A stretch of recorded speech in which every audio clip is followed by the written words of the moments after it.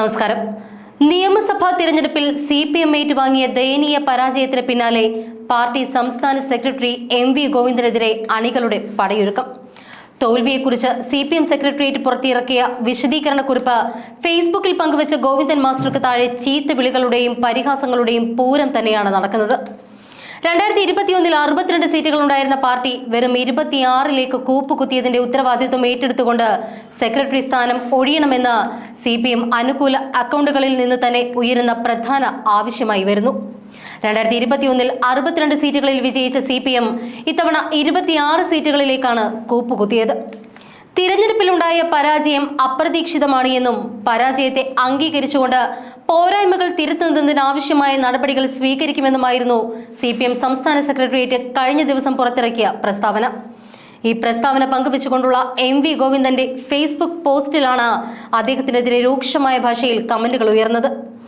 MV Govindan party secretary സ്ഥാനത്ത് നിന്നും മാറി നിൽക്കണമെന്നാണ് ഭൂരിപക്ഷം കമന്റുകളിലെയും അഭിപ്രായം. പകരം M സ്വരാജിനെയും P ജയരാജിനെയോ പാർട്ടി സെക്രട്ടറി ആക്കണമെന്നും CPM അനുകൂലികൾ എന്ന് കരുതുന്നവർ കമന്റുകളിൽ പറയുന്നു.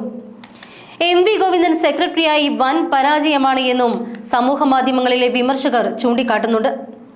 എതിർപ്പുകൾ മറികടന്നുകൊണ്ട് തളിപ്പറമ്പിൽ ഭാര്യ PK ശ്യാമളയ്ക്ക് സീറ്റ് ഉറപ്പിച്ചതടക്കം MV ഗോവിന്ദൻ പാർട്ടിയുടെ തോൽവിക്ക് ആക്കം കൂട്ടിയെന്നും വിമർശകർ ചൂണ്ടിക്കാട്ടുന്നു. ഞാനും ഭാര്യയുമല്ല വരേണ്ടത്, ജനം അംഗീകരിക്കുന്നവരാണ് വരേണ്ടത്. അതല്ലേ പാർട്ടിക്ക് കണ്ണൂരിൽ തിരിച്ചടി ഉണ്ടായത് എന്നും അവർ ചോദിക്കുന്നു. നെഞ്ചോട് ചേർത്ത് പിടിക്കുന്ന ഈ പാർട്ടിയെ ഇല്ലാതാക്കല്ലേ എന്ന അഭ്യർത്ഥന മാത്രം. ഇതായിരുന്നു പോസ്റ്റിന് താഴെ വന്ന ഒരു കമന്റ്.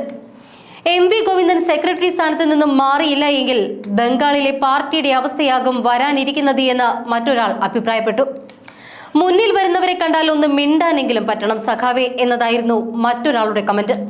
അല്ലെങ്കിൽ ഒന്ന് മുഖത്ത് നോക്കി ചിരിക്കാനെങ്കിലും ശ്രമിക്കണമെന്നും ഈ കമന്റിൽ പറയുന്നു.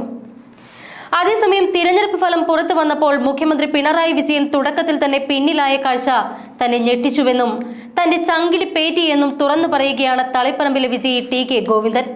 പിണറായി പരാജയപ്പെടണമെന്ന് ഒരിക്കലും ആഗ്രഹിച്ചിരുന്നില്ല. എന്നാൽ അത്തരമൊരവസ്ഥയിലേക്ക് കാര്യങ്ങൾ എത്തിയത് മുഖ്യമന്ത്രിയും പാർട്ടിയും ഗൗരവമായി തന്നെ കാണണം. ഇനിയെങ്കിലും തെറ്റുകൾ തിരുത്താൻ തയ്യാറായില്ല എങ്കിൽ CPMന്റെ കാലശേഷം കേരളത്തിലും പാർട്ടി ബാക്കി ഉണ്ടാകില്ല എന്നും ബംഗാളിന് സമാനമായ തകർച്ച നേരിടുമെന്നും അദ്ദേഹം മുന്നറിയിപ്പ് നൽകി. തളിപ്പറമ്പിൽ താൻ തേടിയ വിജയം താൻ ഉയർത്തിപ്പിടിച്ച രാഷ്ട്രീയ ആശയങ്ങൾക്കുള്ള ജനങ്ങളുടെ അംഗീകാരമാണ്. ഉൾപാർട്ടി ജനാധിപത്യം തകർത്തുകൊണ്ട് കുടുംബാധിപത്യവും പിന്തുടർച്ച അവകാശവും നടപ്പിലാക്കാൻ നോക്കിയപ്പോഴാണ് താൻ എതിർപ്പുമായി രംഗത്ത് വന്നത്. താൻ മുന്നോട്ട് വെച്ച നിലപാടുകൾക്ക് തളിപ്പറമ്പിൽ മാത്രമല്ല പയ്യന്നൂരിലും അമ്പലപ്പുഴയിലും വലിയ പിന്തുണ ലഭിച്ചിട്ടുണ്ട് എന്നും അദ്ദേഹം പറഞ്ഞു.